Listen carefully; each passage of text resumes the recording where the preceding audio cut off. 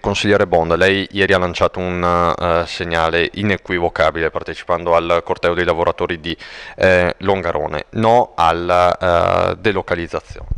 Sì, no, la delocalizzazione, teniamo i 10 milioni di pezzi che Safilo produce in Italia, teniamoli in Italia nella produzione italiana e e possibilmente nella nostra provincia e cerchiamo anche di dimostrare a questi lavoratori e a queste lavoratrici un senso di solidarietà forte da parte di tutti, da parte delle istituzioni, da parte anche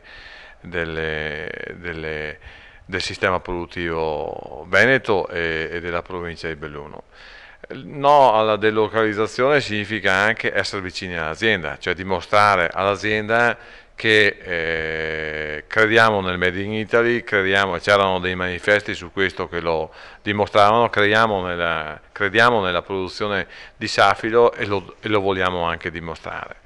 Delocalizzare significa essenzialmente un prodotto che non è italiano, significa essenzialmente anche un prodotto che non ha la qualità del prodotto italiano e quindi con tutte le conseguenze che ne derivano. Ecco, questo è il segnale che noi dobbiamo dimostrare, che noi dobbiamo manifestare, che noi dobbiamo anche infondere a tutta la gente che ci ascolta e a tutte le persone che in qualche maniera sono collegate a noi o sono collegate a quelle famiglie di lavoratori che